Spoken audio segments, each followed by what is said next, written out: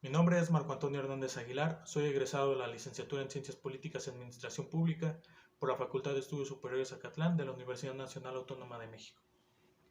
Las personas adultas mayores en México se enfrentan día a día a un sinnúmero de situaciones adversas que limitan su autonomía como individuos. Este sector de la población, cuyas edades van de los 60 años en adelante, vive, en su mayoría, en condiciones precarias. Siendo adultos mayores, se les identifica como parte de la población no económicamente activa. Según la encuesta nacional de la dinámica demográfica, ENADIT 2018, en México existe una población de 15.4 millones de personas con 60 o más años de edad, es decir, el 12.3% de la población total del país.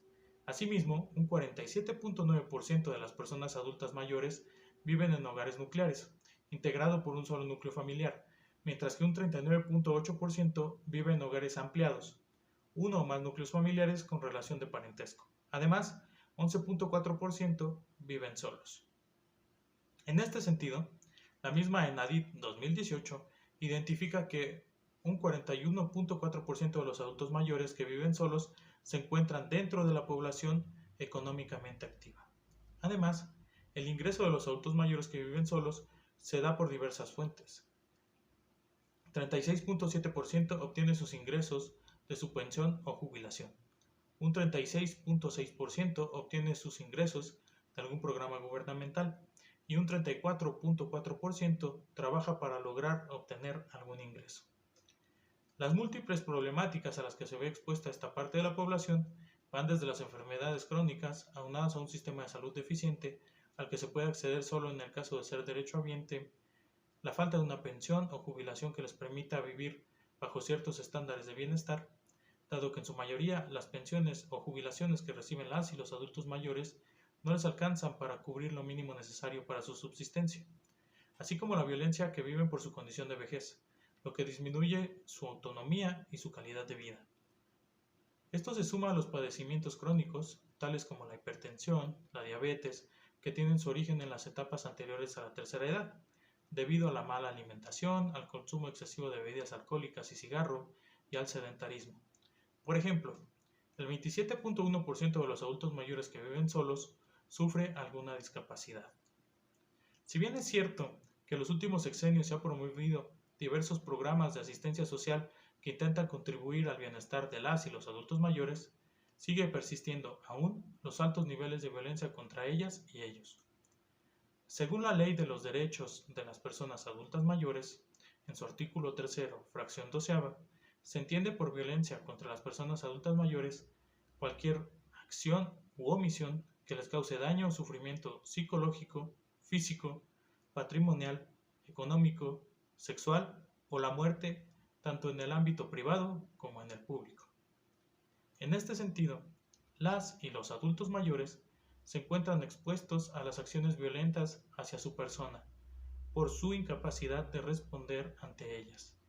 Resulta triste saber que la mayoría de estas agresiones se dan en el entorno familiar y que además la o el adulto mayor no denuncia a sus agresores por encontrarse entre la espada y la pared, por lo que no se puede tener datos certeros de los niveles de violencia que viven al interior de sus hogares.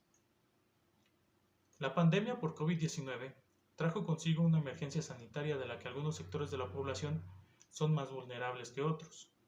Los adultos mayores forman parte de un sector de la población que, por su edad y las enfermedades crónicas que padecen, en su mayoría, se encuentran más expuestos ante el nuevo coronavirus.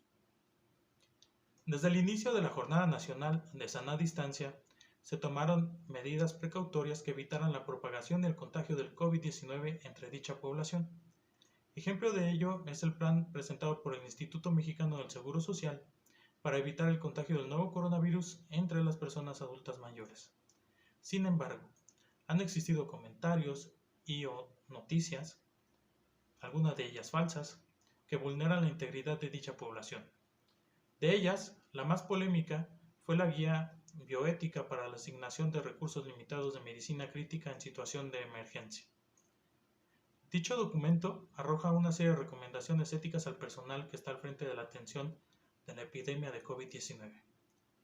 El documento generó polémica porque, según diversos medios de comunicación, se daba a entender que en caso de la escasez de cama y equipos médicos para atender a los pacientes infectados con el virus SARS-CoV-2, se debía dar prioridad a las vidas que tengan más probabilidad de resistir a la enfermedad y sobrevivir, es decir, a los jóvenes sobre los adultos mayores.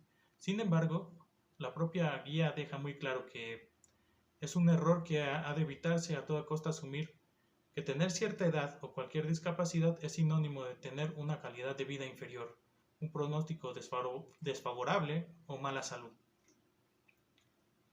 La pandemia por SARS-CoV-2 nos ha dejado muchísimas lecciones. La mayoría de ellas están dirigidas a la debilidad de los sistemas de salud a nivel mundial. Asimismo, la pauperización de la vida de los adultos mayores quedó expuesta como una deuda pendiente de los gobiernos. Atender de manera integral a dicho sector de la población debe entenderse como una necesidad prioritaria del Gobierno de México. Ha quedado claro que el alcance de los programas sociales destinados a atender a las y los adultos mayores es limitado. No basta con otorgarles un ingreso bimestral para garantizar una línea de bienestar que les permita subsistir. Se debe ir más allá y entender que las y los adultos mayores se encuentran expuestos a diversas modalidades de violencia que les impiden ejercer su autonomía como individuos. Además, se debe implementar un plan integral que ayude a corregir los malos hábitos en las edades que anteceden a la vejez. Con ello, se evitaría que las y los adultos mayores sigan siendo una población altamente vulnerable, haya o no haya pandemia.